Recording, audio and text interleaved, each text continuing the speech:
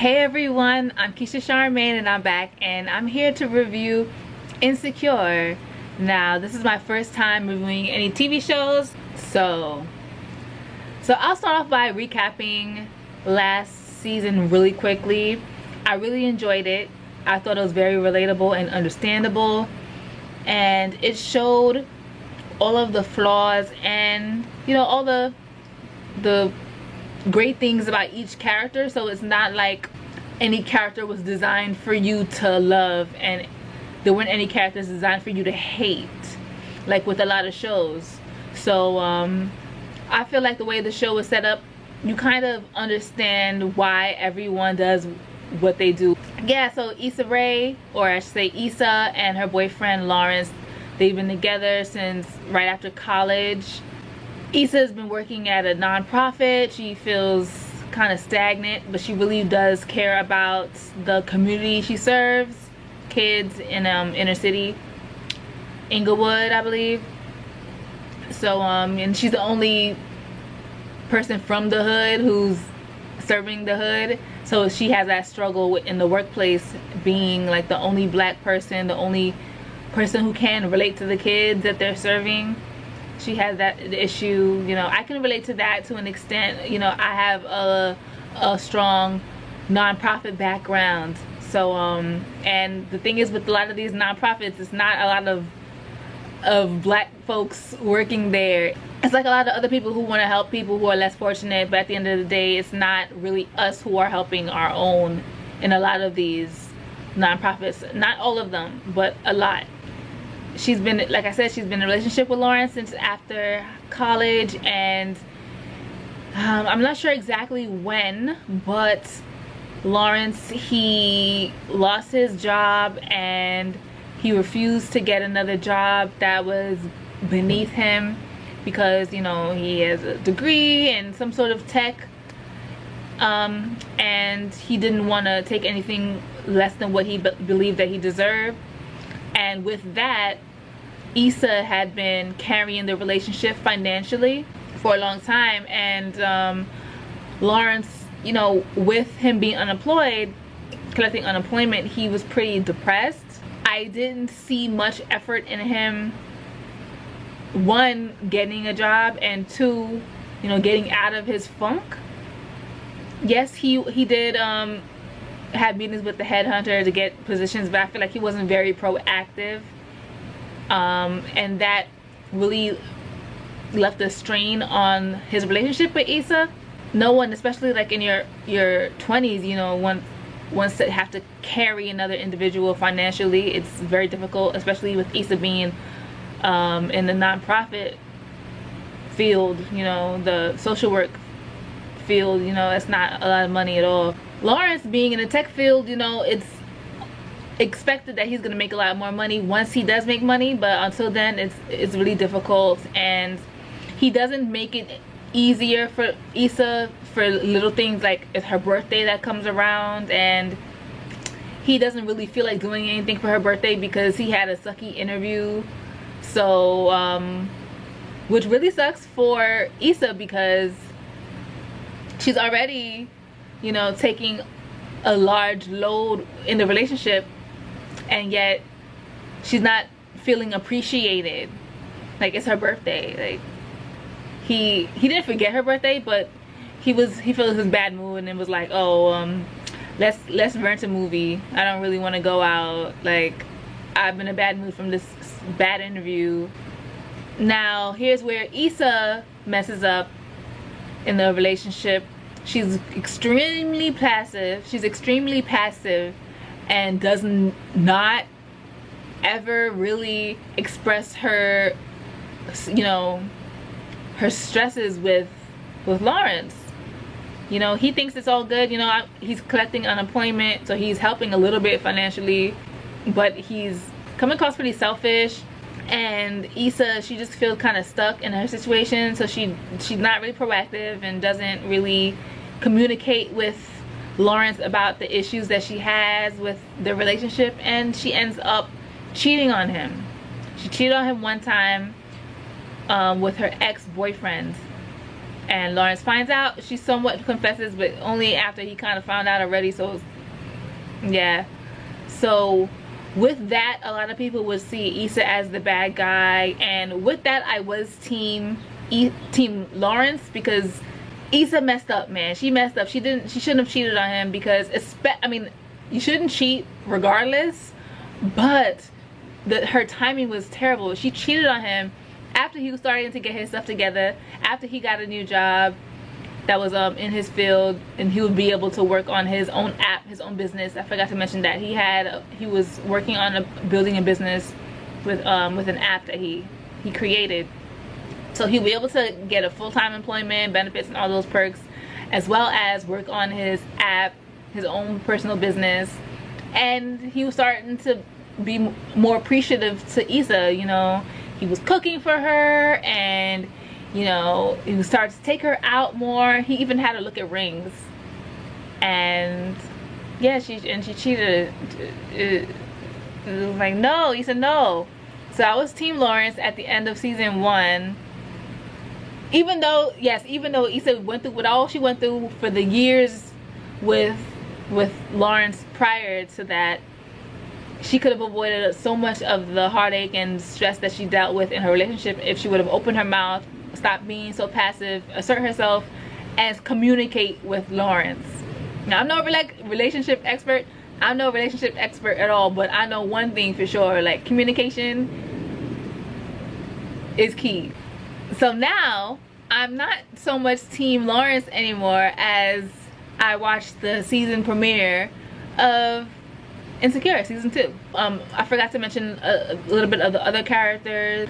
Lawrence's best friend is, I don't remember his name, but he's a bit of a douchebag, but he says some real stuff though. Like, so like, you don't really like his delivery, but a lot of the things he says is right. A lot, not all of it though, not a lot of it. He's very sexist and misogynistic, and he's problematic. but a lot of the things he says is right in a lot of situations, as far as his conversations with Lawrence and his situation. Molly is Issa's best friend, and she's a up-and-coming lawyer. I don't want to say up-and-coming, because she seems to be pretty successful, at least on track. She's on track, I'll say that. However, her personal life, not so much. You know, she's one of those women who feel like, oh, by a certain age I should have this, I should have that, as far as a relationship, marriage, kids, and things like that. And she's single, so she's I believe they're all 29, so she feels kind of like, oh my gosh, like, where am I in life? I'm not as successful as I may seem. And she's kind of desperate. She goes on a lot of different dates. She's a little promiscuous. She sleeps with them early and has high expectations of them, and expresses those expectations pretty early, and that chases guys away. So that's her issue. It was recommended that she, you know, go to therapy at the end of season 1. And they also have a couple other friends whose storylines aren't that significant, so I won't really mention them at the moment. Yeah. Okay, so season 2, episode 1.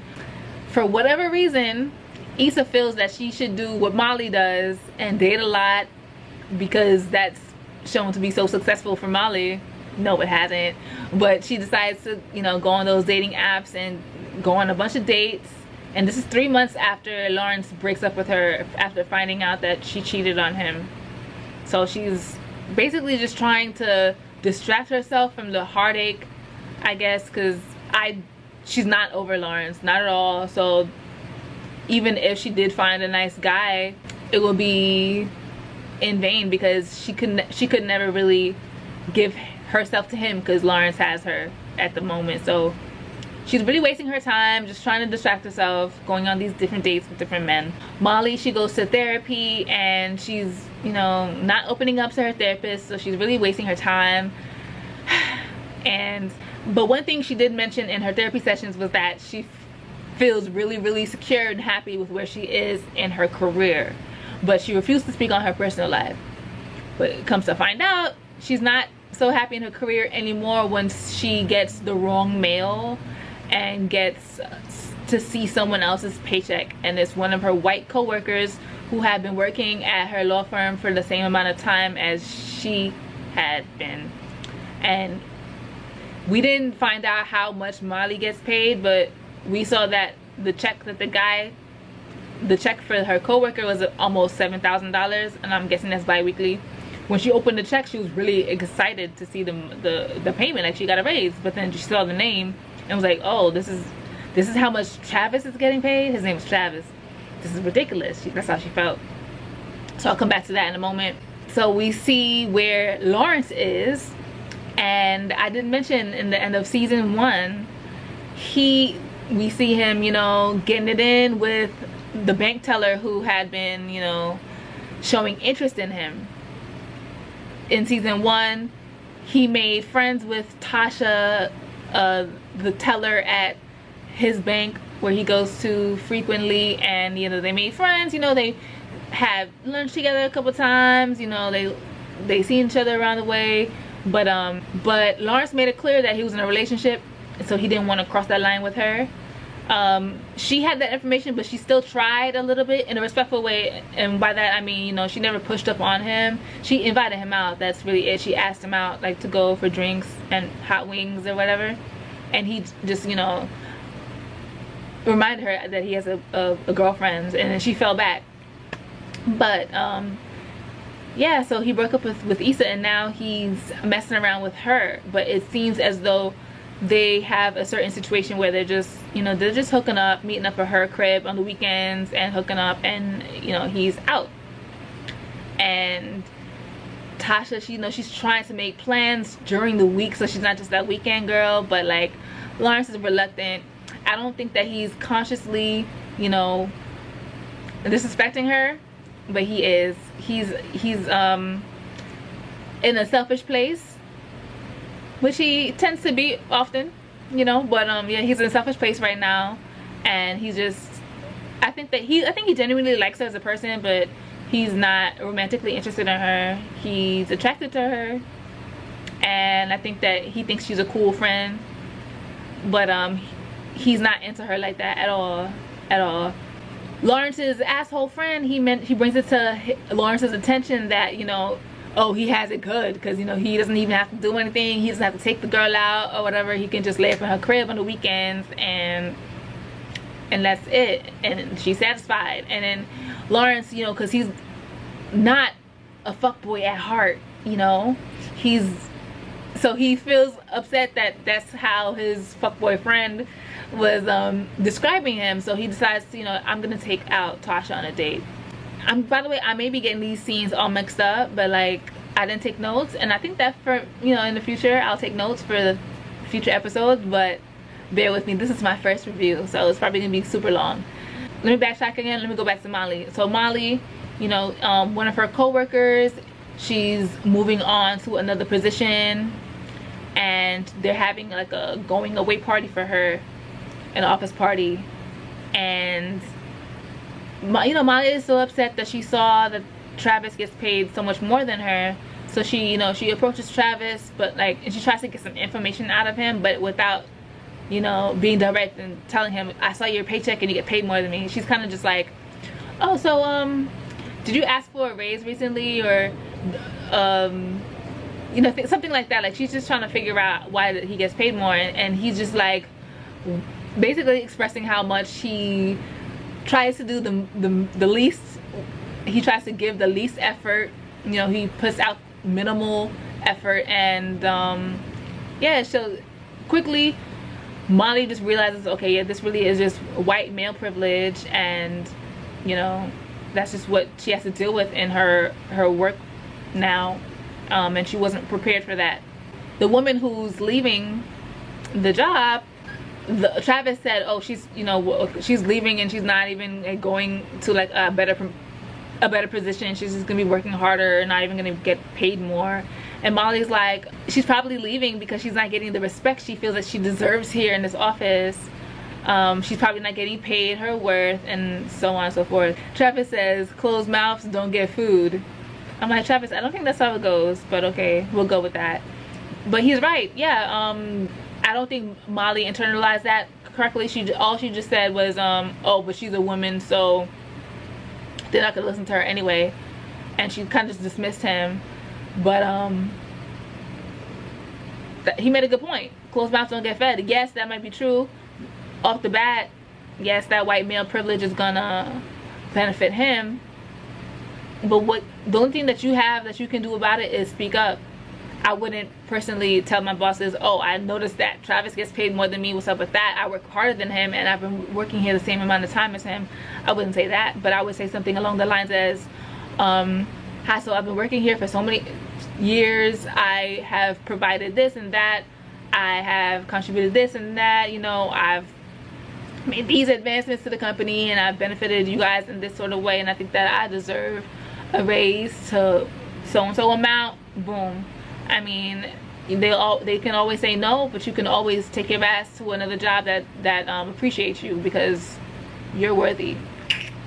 So back to Issa. So Issa, she's working at with her nonprofit, she's working at a high school, and she was accustomed to working with middle schoolers before because, well, with middle schoolers, you know, they're more, I guess they're kind of forced to participate in a way, but the way that they're doing it at the high school is kind of like they have to volunteer to do it, and the kids are not trying to participate. They're worried about teenage stuff and they don't want to participate, and so they're trying their best. And Issa, she gets mail for Lawrence. Remember, they lived together and he recently moved out, so she's still getting mail for him, and she's like, oh, this is gonna be my opportunity to speak to him. I can tell him to come over and get his mail. So she's excited that she has like an in on how to, you know, talk to Lawrence because she wants him back. Yeah, so she's excited that, you know, she has an in to get him to come over to see her. And she recalls earlier on, Molly says something like, you know, exes always want you when they see you're doing good. So she decides, oh, you know what, let me have a party so he can see I'm happy at my party, so he can come and get his mail at the same time as my party, so that, you know, he'll want me back, because that makes sense. So she threw a party, invited him. She didn't tell him, actually she didn't tell him that she was gonna have a party. She just told him to come over at this time to pick up your mail, and at that time will coincidentally be when the party is. So she's excited, you know, the party's going on, everyone's having fun, everyone's having a good time. Her brother's there, her friends are there, and all of their plus ones. And I think she gets a text from Lawrence, and he says that he's not gonna make it, and then she just bummed out. Like she wasted her effort. The party gets too crazy, they invite the Bloods, and a fire is started, like, in the garbage can. Like, what? Like, no one was cooking. It was probably like, you know, they're probably smoking, and like the ashes or the cherry from the smoking, whatever, it probably started a fire in the garbage. That's the only thing that makes sense to me, like, because that fire came out of nowhere. But so she's disappointed. Her plan failed. So initially she was really like hopeful with getting Lawrence back, and hopeful with, you know, getting her high school students to participate, because at her job they were like gonna be like, you know what, let's forget high school, let's go back to middle school, because it's always a fail with these high school kids. But Issa's like, no, you know what, I'm feeling hopeful because I think I'm gonna get my man back, so let's be hopeful and think we can get these kids to participate. Obviously she didn't say that, but I think that was her motivation, you know. She's feeling hopeful with Lawrence, so let me just transfer some of that hopefulness with my workplace. However, since Lawrence never came to get his mail, she's not feeling hopeful anymore. So she kind of just like gives up on the high school kids when they just continually fail. So that's where that's left off with her job. But Lawrence ends up coming over unannounced. He comes over to pick up his mail, and you know, he sees like the remnants of the party. I guess he sees like the burn on the wall from the garbage fire. He doesn't ask any questions though. I think he just takes it all in. And Issa, at this point Issa's feeling like really just defeated, and when he's there, she doesn't even really say anything to him. she's like, oh, okay, yeah, like she's like, I mean, she's awkward. Obviously she's an awkward girl, but girl, this is what you've been waiting for 3 months. Like, you should have had like a script waiting for you on what to say to him. But I guess she was just feeling over it, or just overwhelmed, or I don't know, she couldn't handle it. And apparently Lawrence couldn't handle it either, because I don't know if it's because she opened the door wearing her drawers. She was wearing like a house shirt and like shorts, like underwear shorts, and that's how she answered the door. But like, she didn't want to, I don't think she wanted to answer the door in her underwear like that, I think, or her house clothes. She was gonna like go to her room and change her clothes, but he started knocking again, and she didn't want him to leave, so she didn't want to miss her opportunity to speak to him, even though when he's there she's not really speaking to him. I guess she just really wanted to see him, so she let him in. I think he was like he started missing that old thing, and then all of a sudden he just kisses her like aggressively, and then quickly takes off his pants and underwear simultaneously, and she just follows him and takes off her underwear, and then they proceed to have sex on the couch for like 15 seconds, no condom. He finishes in 15 seconds, and then he, you know, goes to the bathroom, cleans off, and then comes back out to Issa and says, okay, gotta go, kisses her on the cheek, and leaves. So that's why I'm no longer team Lawrence. Like, nah, son, nah. I believe Issa's been trying to speak to him for all this time, and when he finally comes and sees her, that's what he does. He gives her that 15-second and leaves. And I want to shake Issa, because at the end of the episode, you know, she's after he leaves, you know, she just lets him leave. She doesn't say anything after they finish, after he finishes. No comment. She looks confused, and then she like has like a slight smile, smirk kind of expression, like she's happy. And I'm just like, girl, he just came and gave you that 15 seconds and you happy? You think that's like a start? Like, I know this is a character, but I'm like, these characters are so like realistic. Like, I can see one of my friends doing something like that, and you know, they're letting me know, and they're like so excited, like, oh yes, I think I'm gonna get him back because he did this. Girl, that does not mean he wants you back. That's not an end. That's not an end, girl. Maybe if he would have at least stayed and y'all could have had a conversation, but y'all spoke about nothing. Y'all spoke about nothing. Oh man, I thought that was so disrespectful, and I honestly don't think that Lawrence was intentionally being disrespectful. You know, most of the times, especially with men, I don't feel like they're intentionally assholes.